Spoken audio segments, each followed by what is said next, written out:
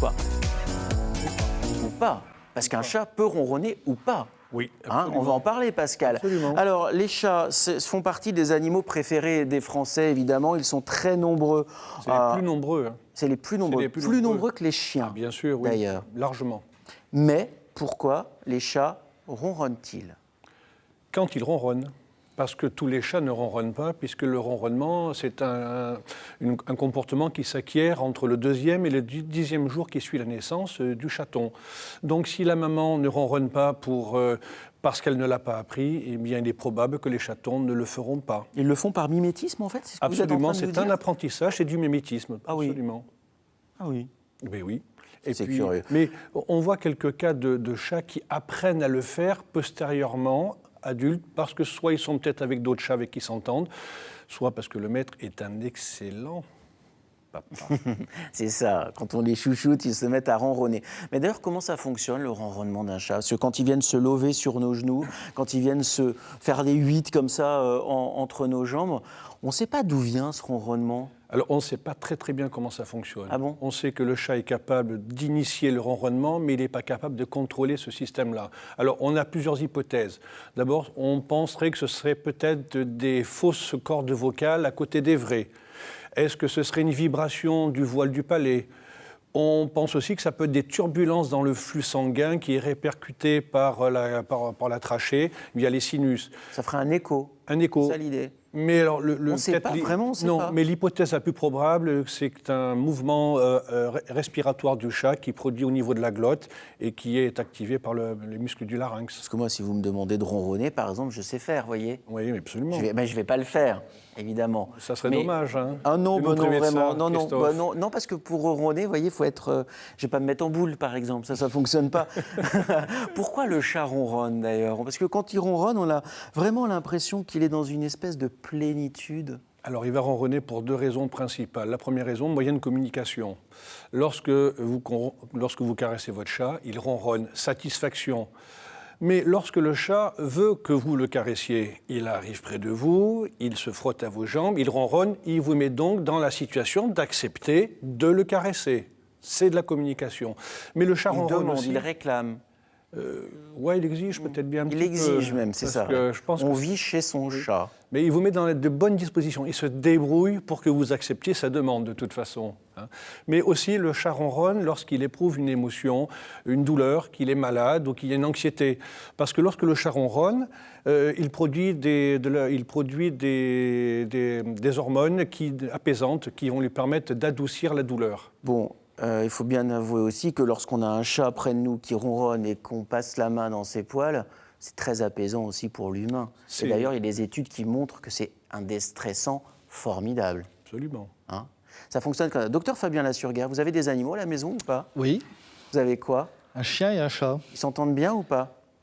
Pas trop. Pas trop. Non. C'est-à-dire qu'ils sont comme chien et chat? Comme C'est-à-dire chien. quoi? Ils se supportent pas? Voilà, ils ou ne se supportent pas. L'un a peur de l'autre? Tout à fait. Le chat a peur du chien. Ouais, c'est souvent comme ça que ça se passe. Hein. Est-ce que tous les félins ronronnent? Alors, tous les félins ronronnent, mais ce comportement est un comportement juvénile qui disparaît à l'âge adulte. Seules les femelles, quand elles sont gestantes ou quand elles ont des petits, elles vont ronronner. Ah bon? Alors, pourquoi nos chats ronronnent adultes? Oui. Tout simplement parce que l'homme maintient ce comportement infantile et que, deuxièmement, le chat a très bien compris qu'avec ce comportement, il nous faisait fondre. Alors ça, je peux Donc, vous il le confirmer. obtenait ce qu'il voulait. Bon, moi à la maison, j'ai un chat et une chatte, c'est le frère et la sœur. Et j'ai constaté que quand le chat vient sur mes genoux, il ronronne, mais comme un mec, quoi. Alors Bonne que chaudière. ma chatte, elle ronronne de manière un peu plus douce. Féminine. Ouais, elle est plus Oui, féminine plus quand douce, elle ouais. ronronne. Est-ce que les Alors- chats ronronnent sur différentes fréquences? Oui, oui. Alors, il ronronne de 20 Hz à 150 Hz. Alors, à peu près de 20 Hz à 50 Hz, c'est pour la consolidation osseuse. C'est-à-dire que les vétérinaires se sont rendus compte que le chat est l'animal qui réduit ses fractures le plus rapidement possible. Est-ce que c'est lié au ronronnement ? Toujours est-il que certains kinés commencent à utiliser les fréquences Ah oui, pour voir au niveau fracture. On est en train de Ça, se pour poser le des coup, questions, on fait en des termes essais de là-dessus. médecine vétérinaire, c'est incroyable. de 50 à 150 Hz, c'est anti-inflammatoire. C'est-à-dire que le chat va réduire ses inflammations chroniques par le ronronnement entre 50 et 150 Hz. En fait, il fait de l'automédication avec Absolument. lui-même. À 100 Hz, réduction de la dyspnée, c'est obstruction des voies pulmonaires. Il a compris tout ça. On a peut-être des leçons à apprendre de notre chat. Vous en savez plus sur le ronronnement de votre chat ou de votre chatte. Et je suis certain que vous avez remarqué, si vous avez eu l'un ou l'autre, que le ronronnement n'est pas tout à fait le même et que les demandes liées au ronronnement ne sont pas tout à fait les mêmes. Vous écrivez à Pascal Delage à chaque fois qu'il intervient dans cette émission. Il y a Arnaud qui nous envoyait un courriel. Alors lui, il nous écrit que le chien de son fils a tendance à grogner lorsqu'il le regarde. Comment on peut aider Arnaud ? Parce que il se pose une autre question, il se demande si ce chien est désagréable. Alors moi, comme ça, tout de suite, je dis oui, je vous le dis. Non, il est foncièrement désagréable. Le grognement, c'est ce qui précède éventuellement la morsure. Ouais. Donc c'est quelque chose que l'on peut comprendre, mais ne pas accepter. Pas de tolérance sur le grognement, parce que si le grognement ne fonctionne pas, après, on passe à l'étape au-dessus. C'est-à-dire que si Arnaud laisse faire, un jour, il va mordre son père. C'est une possibilité. Je ne dis pas qu'il va le faire, mais c'est une possibilité. C'est la porte ouverte à ce que, si le grognement ne fonctionne plus, eh on va peut-être aller à l'étape suivante, qui est la morsure. Parce que c'est un signe de mal-être de l'animal. Mais alors, comment on peut aider Arnaud alors pour que ça cesse ? Alors, il faut déjà faire une chose, c'est qu'il faut que les humains apprennent à se présenter au niveau des chiens. Parce que c'est la première rencontre qui initie la relation entre le chien et l'humain. Vous avez... C'est quoi ? Il faut que le père d'Arnaud se mette à quatre pattes au niveau du chien ? Non, justement. Mais il faut que les gens arrêtent d'arriver sur un chien et de le caresser comme un cette dominant. manière. Il ne faut pas être dominant. Ce n'est pas une histoire de dominance, c'est une question en langage canin. Ça veut dire c'est moi le patron. Lorsque vous arrivez à mettre la main sur la tête du chien... Alors, en même temps, c'est qui le patron ? C'est pas le chien. Non, mais pourquoi le chien vous respecterait ? Parce que vous êtes un humain ? Il va apprendre à vous respecter. Vous avez vu, docteur, je vais me faire fâcher. Non, pas du tout. mais c'est une idée que l'humain, le chien doit se soumettre au... Donc en gros, il faut que le père d'Arnaud se mette au niveau du chien, il faut qu'il arrive avec une main les mains assertive. ouvertes. En fait, c'est du langage non verbal. C'est nos postures, nos une mimiques. ouverture vers l'autre. Voilà. Moi, j'arrive devant un chien, je suis encore arrivé ce matin, j'arrive, je me présente. Et ça se passe bien. Je connais le nom du chien, je présente mes mains, je vais donner une friandise. Si le chien me refuse, je ne vais pas insister.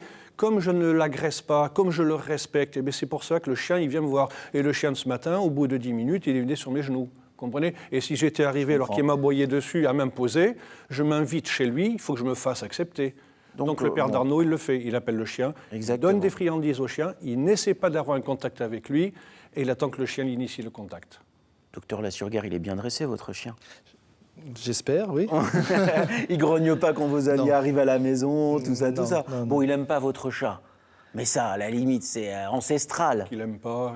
Ça se trouve, il joue. Il sait pas qu'il est gentil avec le chat. Il faut lui apprendre. Oui, et le chat sait pas que le chien peut être gentil avec lui. Mais c'est taquin. Jérémy est en ligne avec nous. Bonjour Jérémy. Bonjour. Bonjour, vous avez une question pour notre comportementaliste animalier. Il vous écoute. Oui, c'est le chien de ma tante qui est un malinois, qui à chaque fois qu'on se dit bonjour ou au revoir en se faisant la bise, il aboie. Ah, alors c'est presque la même question qu'Arnaud. Oui. C'est toujours lié au comportement du chien qui aboie quand ils se font la bise. Arrêtez de vous faire la bise, serrez-vous la main.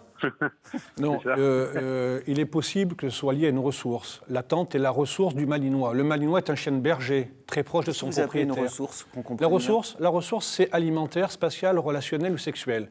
Un chien, manger, c'est une ressource alimentaire. Si je mange, je survis. Spatiale, territoriale. Et là, ça pourrait être ça Ça, ils se font la bise, donc... Relationnel.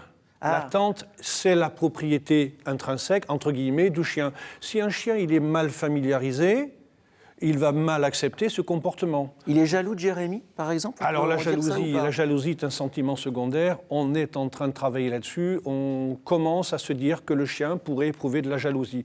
Mais c'est surtout qu'il protège, il protège pas la tante, il protège sa ressource, qu'est la tante. Oui, mais Jérémy, lui, quand il va chez sa tante et qu'à chaque fois qu'il lui tape la bise, le chien grogne, je comprends que ce soit pas très agréable. Et après, il ne faut pas s'étonner si la tante, elle reçoit plus de visites. Mais c'est peut-être le problème. Il grogne pas, il aboie. Carrément, il aboie. Oui, mais c'est il aboie. Est-ce que il fait des petits aboiements. Voilà. Alors, il faut Ça veut dire voir- quoi? Ça veut dire alors, qu'il est en train de communiquer, il est en train de dire quelque chose Ça quand il peut être de la aboie communication. Petits aboiements aigus, c'est et moi ma caresse à moi. Petits aboiements un peu plus appuyés, c'est t'approches pas de ma patronne. Jérémy, quand vous êtes chez votre tante, en fait, est-ce que ensuite vous pouvez caresser le chien ou est-ce que vraiment il marque son territoire, genre t'es chez ma maîtresse? Oh non, on peut le caresser. Peut-être Ah. plutôt les petits aboiements, les premiers. Ouais, voilà. c'est quoi? Donc ça, c'est alors ça, là, il je pense réclame, que en il y en a. J'en ai pas assez, j'en veux encore. C'est qu'il aime bien le chien, aime bien Jérémy, et qu'il veut absolument que dépêche-toi de faire la bise à la patronne, et puis après occupe-toi, joue avec moi. Et une fois que vous vous occupez de lui, il aboie plus. Ah non, après c'est bon. Ah, il a peut-être été habitué à ça. Est-ce qu'on peut changer ce Bien comportement-là ou sûr, pas? familiarisation. Déjà, on le laisse pas. Mais là, dans ce cas-là, c'est pas une agression. Hein, on dit on dit au chien calme-toi, tranquille, c'est pas une agression parce que il veut des câlins au contraire. Il n'est pas en train de vouloir d'empêcher que Jérémy fasse la bise à sa tante. Il veut absolument. Il réclame aussi Il sa veut part. d'abord, moi d'abord. Et ouais. Donc autocontrôle, il faut apprendre au chien qu'il y a un temps pour tout. Donc il faut familiariser le chien, qu'elle ait l'habitude, qu'elle fasse plus de bises. Peut-être déjà. pour Jérémy, commencer. encore plus de bises à votre tante et puis familiariser votre chien. Bon, il va finir par s'habituer à vous quand même. Mais il est habitué. Merci beaucoup, Jérémy. Merci beaucoup. Merci pour votre journée. question. Comment s'appelle le Malinois? Marley. Marley. Bon ben voilà, Marley a son langage à lui, il réclame des caresses. Merci Jérémy. On va juste prendre un tout petit peu de temps pour regarder cette vidéo que j'ai dans ma tablette parce que voilà, tout à l'heure on disait chien, chat, ok très bien. Là il faut nous expliquer cette vidéo. C'est Oups, votre c'est chien Oups. et Et c'est un chien qu'on a rencontré en vacances, qui est arrivé. là Jeune chien. quand Oups se met sur le dos comme ça, là il est super du à jeu. l'aise. Et j'ai filmé parce que c'est très rare. C'est très très rare. Chez Oups, ce n'est pas un chien qui joue. Je ne sais pas comment ce jeune chien est arrivé à faire ça à Oups, mais toujours est-il que ça m'a bien fait plaisir parce que je me dis encore que Oups, quelque part, il arrive à jouer encore, alors que c'est quelqu'un de sérieux, Oups. Hein, c'est pas. Comme son maître. Ouais. N'importe où, là, on est sérieux en ce Moi, moment, là. ce qui m'a surpris, Pascal, en regardant cette vidéo, c'est un chien qui se met sur le dos, c'est comme un chat qui dort sur le dos. D'un seul coup, il nous envoie juste le signal que rien de grave peut m'arriver, quoi. Alors ça, mais dans le cadre du chien, c'est différent. Oups a appris à l'autre chien à mettre à mort, entre guillemets, une proie. Quand on se met sur le dos, il y a eu toute la posture avant, je te cours après, je te bouscule. Donc Oups se fait, il m'a fait tomber. Il se met sur le dos, C'est un il jeu, offre quoi. sa gorge et l'autre attrape la gorge et essaie de, voilà. Mais sans C'est agressivité. C'est tout des jeux de d'apprentissage. chasse. De chasse. Bon, si vous aussi vous avez des vidéos, des photos de vos animaux que vous souhaitez voir interprétées par notre comportementaliste animalier, vous pouvez le faire en nous envoyant tout ça par mail, par exemple, Nouvelle-Aquitaine, tout attaché, @ensemblecestmieux.fr. Pascal reviendra, répondra à vos questions comme il l'a fait pour Jérémy, comme il l'a fait pour le courriel d'Arnaud.